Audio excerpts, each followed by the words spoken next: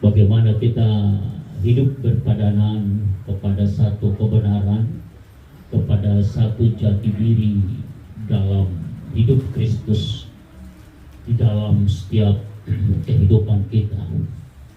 Maka sebab itu Paulus menyapa setiap orang-orang percaya, notabene orang-orang Kristus, bahwa siapa yang ada di dalam Kristus artinya dia masuk ke dalam satu bagian ruang lingkup dalam kepribadian Tritunggal itu, Allah Bapa, Anak, dan Roh Kudus, yang tidak bisa terlepaskan dari bagian hidup kepribadian keilahian daripada Allah itu sendiri. Mengangkat satu tema bahwa siapa yang ada dalam Kristus, mereka mengalami proses dalam bentuk kehidupan yang baru. Ada hidup yang baru di sana, artinya dalam teologianya bahwa mens atau pikiran kita, jiwa kita, roh kita berpaham, berpikir, memiliki satu pembaharuan. Bukan manusia jasmani ini yang diperbaharui sudah kekasih sama Tuhan. Yang jelek jadi cantik, yang cantik jadi jelek, tidak. Kata pembaharuan dalam kebenaran firman Tuhan. Tapi pembaharuan yang dimaksud dalam firman Tuhan ini adalah hidup sepadan dengan kebenaran daripada Tuhan Yesus Kristus. Memasuki ruang dan waktu, perjalanan hari demi hari, minggu lepas minggu, tahun lepas tahun, bahwa hidup ini terus mengalami kemerosotan secara fisikal, secara jasmani, saudara kekasih. Bahwa hidup fisikal kita tidak pernah hidup memiliki kekuatan, keabadian, keselamatan, keselamanya, tapi hidup yang memiliki waktu jangka. Bahwa hidup kita ini secara ciptaan Tuhan yang telah dibentuk dari tanah, yang diciptakan dengan perkataannya, akulah Alfa dan Omega. Artinya hidup ini akan runtuh, hidup ini secara fisikal akan mengalami keburukan, sudah kekasih dalam nama Tuhan, akan mengalami kelemahan, akan mengalami penyakit kalau dia sudah masuk kepada usia 40, 45, 46. Kalau umur 25 ke 30 ke 40 masih bisa makan yang baik-baik, apa saja bisa dimakan, seperti saya pada umur 30 segalanya bisa saya makan. Tapi ketika kita masuk kepada usia fisikal kita ini, hidup kepada menuju hari dan waktu yang terus berjalan bergulir, tentunya sudah banyak di sana pantangan. Dokter berkata, kamu nggak bisa makan sayur panjang lagi, Pak Pendeta. Dokter berkata, Pak Pendeta nggak bisa lagi makan panggang banyak-banyak, hanya 3 potong saja sudah cukup. Terus lalu dokter akan berkata kepada usia hidup kita, karena manusia jasmani kita akan terus merosot. Kita masuk terus kepada ruang waktu yang tidak ada bisa membatasi siapapun, saudara kekasih dalam nama Tuhan Yesus Kristus. Maka kali Paulus mencatat khotbah dalam 2 Korintus pasal yang keempat ayat yang ke-16, sebab itu kami tidak tawar hati, tetapi meskipun manusia lahir, ya manusia jasmani, manusia fisikal kita ini semakin merosot hari demi hari, namun manusia batinnya kami diperbaharui dari sehari ke hari. Bapak Ibu sudah kekasih sama Tuhan, perjalanan waktu yang telah diberikan kepada saya melangkah seperti pujian kita yang pertama, karena morudo satahun lah sudah gogo kita apa? Edite, perjulit, tobari, nang moru satahun lah sudah bohalhi gogoki. Artinya berjalan terus waktu, dalam waktu itu tidak ada satupun yang bisa membatalkan. Semakin merosot jasmani kita ini, tubuh fisikal kita ini. Paulus katakan, tapi manusia batinnya kami, manusia roh kami, manusia ciptaan yang akan kembali bersama kepada pemiliknya, yaitu roh kita terus akan diperbaharui. Maka sebab firman Allah berkata tadi, yang lama sudah berlalu, sesungguhnya yang baru sudah datang. Ada proses terus. Ada proses yang Tuhan boleh lakukan dalam kehidupan saya, kehidupan kita semua para jemaat Tuhan yang ada di kumpulan ini serta kasama Tuhan. Dan adong be umur na boy ronota ipaula jo Tuhan boy aga be umur 25 tahun nang boy akan terus berjalan kurun waktu dapat kasih dalam nama Tuhan.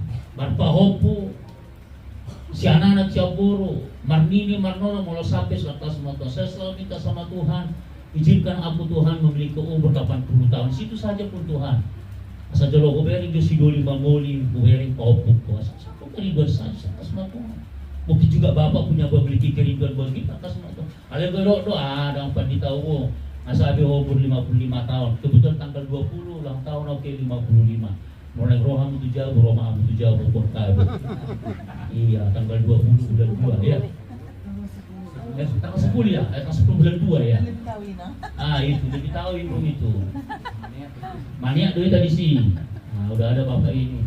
Artinya umur kita terus berjalan, bertambah. Semakin dulu badan ini, semakin merosot, semakin kusut. Dulu Pak, Nanggolan ini Pak Awo ini ganteng seperti India.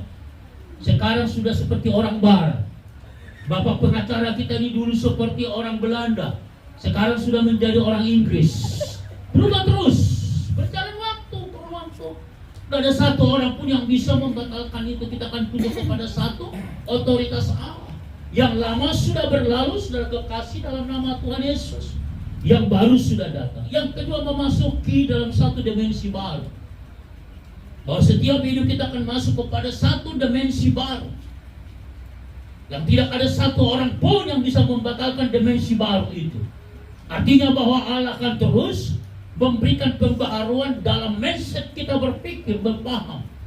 Mengetahui dari segala apa yang terbaik itu untuk kita lakukan, untuk kita putuskan dalam hidup pribadi kita, bahkan di dalam keluarga Toga Nenggolan.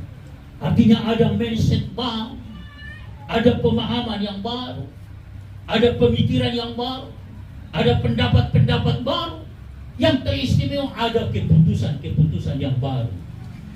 Saya tadi senang apa yang dipaparkan oleh Bapak penasehat kita ini, opungnya si yang tadi Lona. Dia adalah salah satu tokoh Nenggolan yang saya lihat sangat perhatian tentang Nenggolan ini. Makanya mulai dari mana berita di media tadi tersambut tamu orang saya mulai mana muruk. Siap Bapak, siap Amang, siap Raja Nami, siap ula-ula, siap ula-ula mana ya suaro mana hao komen guru pohon di sebelah mikir masalah di kamar. Kita ibu curi Bapak foto semua berita orang rumah komen, orang mau komen masih siap Bapak. Ada hal-hal yang baru, ada hal-hal yang positif yang akan kita pikirkan di sana. Ada amin? Ada amin? Ada kesuksesan yang baru di sana. Kita akan masuk kepada dimensi baru. Bahwa Tuhan yang kita sembah itu, Dia akan terus memperlakukan kita memiliki pikiran-pikiran yang baru. Paulus katakan kepada jemaat yang ada di Efesus pasal yang keempat, sebab itu kukatakan dan kutegaskan ini kepadamu dalam Tuhan, jangan hidup lagi sama seperti orang-orang yang tidak mengenal Allah dengan pikiran yang sia-sia. Tetap kita berpikir positif, tetap kita berpikir membangun, tetap kita terus berpikir membesarkan punguan kita ini, kumpulan kita ini. Artinya karena kita memiliki hidup baru bersama dengan Tuhan, menaruh dalam hidup kita pikiran Kristus. Kalau sudah pikiran Kristus ada di hidup kita, saya percaya punguan kita ini akan menjadi punguan berkat dan memberkati. Amin.